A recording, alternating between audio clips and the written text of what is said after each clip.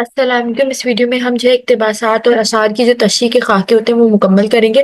تو پہلے ہمارے پاس ہے اقتباس کی تشریح کا انداز۔ تو مذکورہ اقتباس ہماری درسی کتاب کے جو سبق ہے، جو بھی سبق ہے، آپ اس طرح کریں گے کہ جس سبق سے بھی لیا گیا ہے اس کا نام لکھیں گے، اس کے بعد اس کے مصنف کا نام جو ہے وہ لکھیں گے، پیش نظر میں پیراگراف میں مصنف کے سیاق و سباق کی روشنی میں یہ فرما رہے ہیں کہ یہ ساری چیز اب آپ پھر بتائیں گے، مطلب کہ یہ آپ کا پیٹرن ہونا چاہیے جس پیٹرن کو آپ نے فالو کرنا ہے۔ اس کے بعد جب آپ شعر کی تشریح کریں گے تو آپ اس طرح لکھیں گے کہ مذکورہ شعر ہماری درسی کتاب کے حصے نظم سے لیا گیا ہے، جس کے شاعر کا نام جو بھی ہے وہ آپ لکھیں گے۔ اس کے بعد جو ہے آپ پیش نظر اس کے بعد آپ اگلے جملے میں لکھیں گے کہ پیش نظر شعر میں شاعر یہ فرما رہے ہیں کہ، اور اس کے بعد جو بھی شاعر فرما رہے ہوں گے وہ آپ اس کے اندر بتا دیں گے۔ اس کے بعد تو یہ ہو گیا پیٹرن ہمارے شعر کی تشریح کا۔ اب ہم خطوط نویسی کے خاکے کی طرف بڑھتے ہیں۔ تو کسی بھی خط کے شروع کرنے کا اور اسے ختم کرنے کا جو انداز ذہن نشین کر لیں، مطلب کہ کس طرح شروع کرنا ہے خط کو، کس طرح اختتام کرنا ہے، وہ ہمیں آنا چاہیے۔ اس کے علاوہ جو موضوع دیا گیا ہو درمیان میں اس سے متعلق چند پیراگراف تحریر کریں۔ 3 یا 4 لائنوں کے بعد پیراگراف تبدیل کرنا، مطلب جب 3-4 لائنیں کمپلیٹ ہو جائیں پھر آپ نے پیراگراف چینج کرنا ہے، اور کیا پیٹرن ہوتا ہے وہی آپ کو اس کا فالو کرنا ہے۔ اس کے بعد لکھے ہوئے آپ کے انداز ویسا ہی ہونا چاہیے جیسا کہ موضوع دیا گیا، مطلب کہ آپ کا جو طریقہ ہو وہ کوئی الگ موضوع پر نہ ہو، جو ٹاپک دیا گیا اسی کو آپ نے فالو کرنا ہے۔ جیسے کہ مثال ہے، بڑے بھائی کو خط لکھنا ہو تو ادب والا انداز ہونا چاہیے، اور اگر چھوٹے بھائی کو خط لکھنے کا کہا جائے تو انداز محبت بھرا ہونا چاہیے، اور اگر دوست کو خط لکھنا ہو تو بے تکلفی اور دوستانہ انداز ہونا چاہیے۔ لیکن اگر والدین کو خط لکھنا ہے ہو تو بہت زیادہ کیا ہونا چاہیے، ادب ہونا چاہیے اور مشورہ لینے والا انداز ہونا چاہیے۔ اس کے بعد ہم خط کو شروع اور ختم کس طرح کریں گے اس کا ہم پیٹرن دیکھ لیتے ہیں کہ کمرہ امتحان لکھیں گے، اس کے بعد ہم مورخہ لکھیں گے کہ جون 2023 جب بھی لیا گیا، تو میرے عزیز دوست کاشف سدا خوش رہو۔ اس کے بعد تمہارا خط ملا حالات اور احوال پر بہت مسرت ہوئی، یہ اللہ کا شکر ہے کہ میں بھی آپ سب کی دعاؤں سے یہاں بالکل خیریت سے ہوں۔ عزیز دوست، جو بھی آپ کے دوست کا نام ہے، عزیز دوست کے بعد آپ وہ لکھیں گے۔ اس کے بعد اب یہاں آپ نے موضوع سے متعلق چند پیراگراف لکھنے ہوں گے کہ جو بھی آپ کا ٹاپک ہے اس حساب سے آپ پیراگراف لکھیں گے۔ اینڈ میں آپ لکھیں گے فقط یا وسلام تمہارا دوست الف باجی۔ اس کے بعد جو ہے آپ کسی اخبار کے مدیر اعلیٰ کو خط لکھنا ہو آپ کو، تو آپ کیسے لکھیں گے، جس میں اس کراچی کے اہم مسائل یا پانی کے مسئلے کو بیان کرتا ہے اور حل تلاش کرنے کی گزارش کرتی ہوں۔ اس کے بعد پھر آپ کس طرح شروع کریں گے کہ محترم جناب مدیر اعلیٰ صاحب، روزنامہ جنگ کراچی، السلام علیکم جناب عالی، آپ کے اخبار کے توسط سے میں کراچی کے ایک اہم مسئلے کو حکام بالا کے سامنے پیش کرنے کی جسارت کر رہا ہوں۔ امید ہے کہ آپ سے شائع فرما کر عوام کے مسائل کے حل میں مددگار ثابت ہوں گے۔ یہ آپ دیں گے۔ اس کے بعد پھر آپ 3 آپ نے پیراگراف دے دیے، مطلب جب 3-4 لائنیں کمپلیٹ ہو جائیں پھر آپ پیراگراف چینج کریں گے۔ اس کے بعد آپ بولیں گے فقط یا وسلام خیر اندیش یا راکم الحروف الف با جیم۔ اس کے بعد آپ مسرہ شروع کرتے ہیں کہ مسرے کی طرف بڑھتے ہیں۔ ہر شعر کے 2 حصے ہوتے ہیں، ہر حصے کو مسرہ کہا جاتا ہے۔ پہلے مصرے کو مصرع اولا اور دوسرے کو مصرع ثانی کہتے ہیں۔ اس کے بعد باقی نہ رہے ساکھ ادا دشت جنوں کی، دل میں اگر اندیشہ انجام ہی آئے۔ اس کے بعد ردیفہ و قافیہ ہے۔ اب وہ کیسے موجود ہوتا ہے کہ خلق کے سرور شافع محشر صلی اللہ علیہ وسلم، ہم مرسل داور خاص پیغمبر صلی اللہ علیہ وسلم، نور مجسم نیر اعظم سرور عالم مون سے آدم، نو کے ہمدم خضر کے روبر صلی اللہ علیہ وسلم۔ ان اشعار میں کیا ہے، محشر ہے، جیسے پیغمبر ہے، روبر کے الفاظ ہیں، یہ کیا ہے، ہم کافی ہیں، جیسے کہ صلی اللہ علیہ وسلم ہے، یہ کیا ہے، ردیف ہے۔ وہ لفظ یا الفاظ جو کافیے کے بعد آتے ہیں ردیف، وہ کیا کہلاتے ہیں، ردیف ہوتے ہیں۔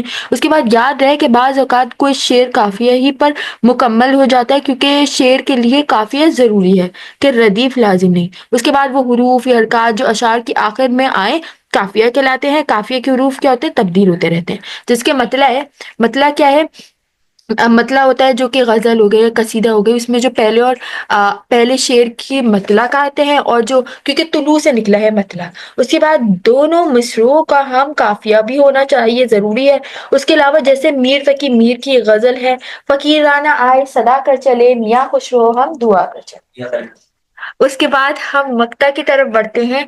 किसी गजल या नज़म की आखिरी शेर जिसमें शायर अपना तखल्लुस इस्तेमाल करते हैं, उसको क्या कहते हैं, मक्ता। जो शुरू वाला होता था वो मतला होता था, आखिरी वाला क्या होता है, मक्ता। जिसके अंदर क्या करते हैं, शायर अपना रदीफ इस्तेमाल करते हैं। जैसे कि शेर है, ये भी मीर का है, कहीं क्या जो पूछे कोई हमसे मीर, जहां में तुम आए थे क्या कर चले। और दूसरा शेर है, हुआ है शेख के मसाहिब फिरे हैं उतराते इतराते, वगर ना शहर में गालिब की आबरू क्या। उसके बाद हम इस्तिआरा की तरफ बढ़ते हैं।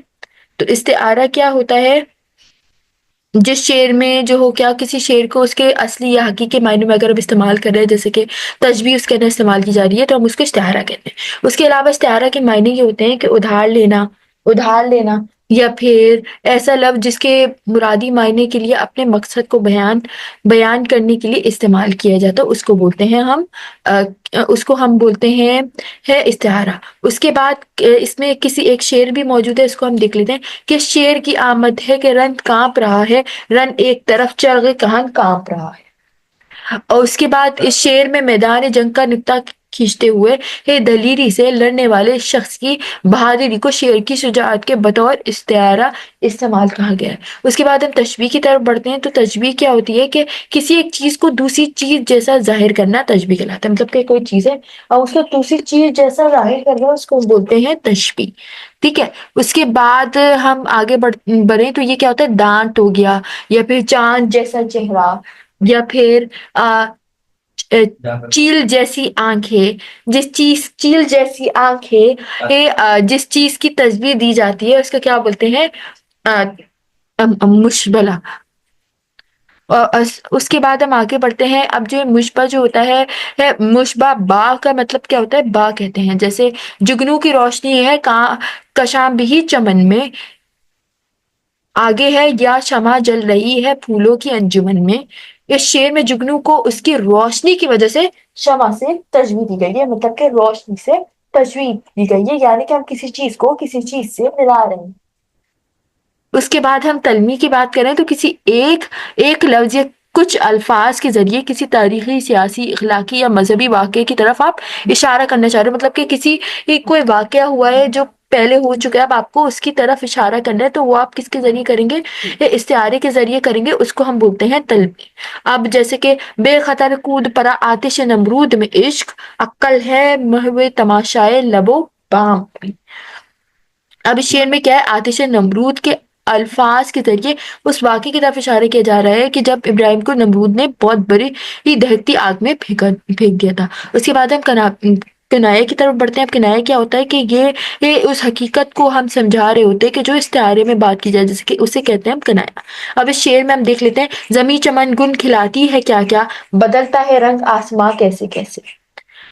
उसके अलावा जो है बताना मकसूद है कि जिस तरह बाग में एक तरह तरह की रंग बिरंगी फूल खिलते हैं, आसमां की तरफ निगाह जाए तो बादलों के रंग मुख्तलिफ नजर आते हैं, बिल्कुल इसी तरह रंग का उतार चढ़ाव भी मुख्तलिफ होते हैं। तो ये किसकी है, ये किनाया को हम बोल सकते हैं। उसके बाद हम हुस्न तालील की तरफ बढ़ते हैं। हुस्न तालील क्या होता है कि जिसके मायनी वजह के हैं, चनाचे जिस तालील का मतलब हो किसी काम के होने की वजह से किसी ऐसे अमल की तरफ मंसूब करना जो अगरचे हकीकत ना हो, बस बतौर मिसाल हो, मतलब कि किसी मिसाल के जरिए। जैसे कि फूल खिलने की वजह या बयान की जाए कि बुलबुल किस तरह चहकने पर और खुश हो रहा है, तो मतलब किसी चीज की हुस्न को बयान करना, उसके मतलब को जाहिर करने की कोशिश करना। इसमें एक शेर भी है, सब कहाँ कुछ लाला और गुल में नुमाया हो गई, खाक में क्या सूरतें होंगी ये यहाँ हो गई। उसके बाद इस शेर में हम जमीन में उगने वाली जो खूबसूरत फूल होते हैं, उनमें जो खूबसूरती मौजूद होती है, इंसान के अंदर जो खूबसूरती मौजूद होती है, और اس کے علاوہ زمین میں دفن کیے جاتے ہیں، مرنے کے بعد پھر بھی وہ دفن ہو جاتے ہیں۔ یہ ساری چیزوں کے بارے میں بتانے کی کوشش کی ہے۔ یہ کیا چیز ثابت کری ہے؟ حسن تعلیل کی طرف جو ہے حسن تعلیل کو ثابت کریے، اور کچھ لالا و گل کے روپ میں زمین پر آ جاتے ہیں۔ تو یہ آپ کا جو ہے اردو کا ٹارگٹ پیپر کمپلیٹ ہو گیا۔ تو جزاک اللہ، اگر آپ یہ سب کمپلیٹ کریں گے تو انشاءاللہ آپ کا پیپر بہت اچھا گزر جائے۔